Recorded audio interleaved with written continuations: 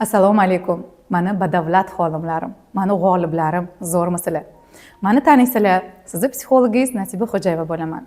Bugun sizlar uchun ongni programma qilishni juda ajoyib 3 ta 8, ya'ni 888 texnikasini sizlarga bo'lishmoqchiman. Bu texnikadan natija olgan o'quvchimning videosini sizlarga mana shu yerda qoldiraman. Sababi bu texnikamni 21 kun davomida bajarib, ham beldagi grija kasalligidan ham 21 kun davomida bajarganda bir vaqtning o'zida ham kasallik, ham avtomobilga ega bo'lgan o'quvchim o'zlari intervyu berdilar. Va men bu texnikani ko'plab talablarga binoan ana shu bepul darslik tariqasida sizlarga berishga qaror qildim. Ko'p insonlar o'z onglari ustida ishlashadi va yana juda ko'p insonlar o'z onglari ustida emas, balki boshqalarni g'iybat qilish, boshqalarning hayotiga qiziqish va tashqi ko'rinishlari ustida ishlashadi. Ya'ni shuni rivojlantirishadi. Lekin g'olib bu o'z ongini rivojlantirgan inson hisoblanadi. Men bugun sizlarga taqdim etayotgan 3 ta 8 texnikasi aniq sizni hayotingizni o'zgartiradi. Bu texnikani qo'llash uchun sizga bir ajoyib, eng kami ruchka, daftar, suv, tinch joy kerak bo'ladi. Daftar, ruchkangiz sifatini tekshirib ko'ring. Juda chiroyli, yaxshi yozadigan geliy ruchka bo'lsin.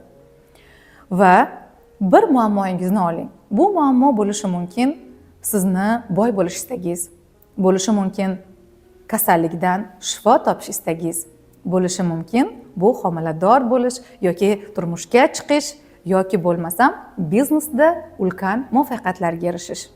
Bitta muammoni tanlab olasiz.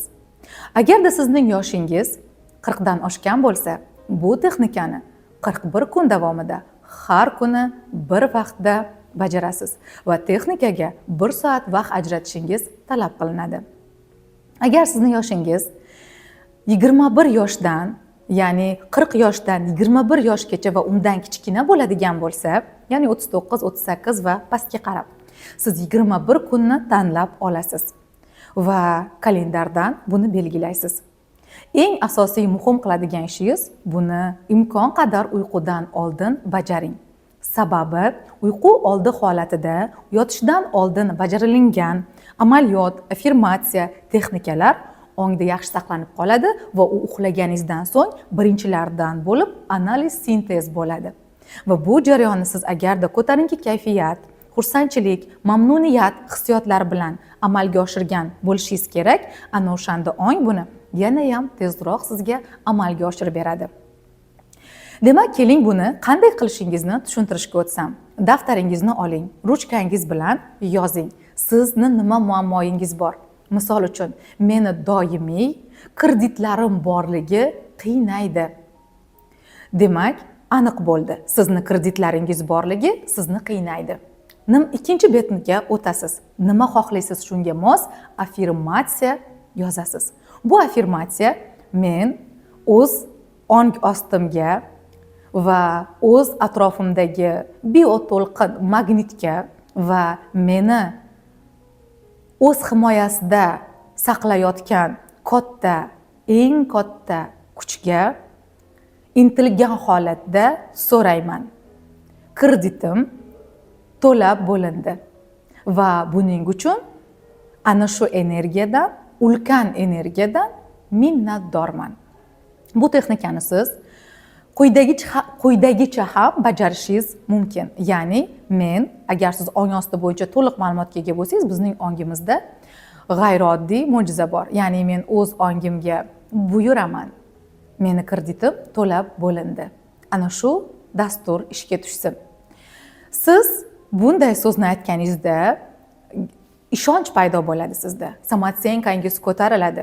Hayotga nisbatan yashashga ishqingiz oshadi va siz qancha hayotga muhabbatingiz oshadigan bo'lsa, yashashga zavqingiz oshadigan va shu ishni amalga oshirishingizga o'zingizda ichki motivatsiya bo'ladigan bo'lsa, siz kichkina yo'llarni ham ko'rishni boshlaysiz.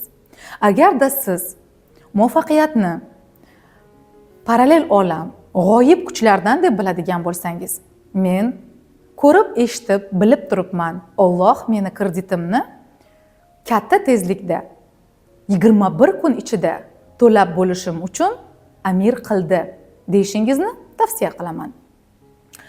Ong shunday bir mo'jizali qutichaki, siz bu qutining kichkinaligiga emas, uning ichidagi ulkan sehrga e'tibor bering.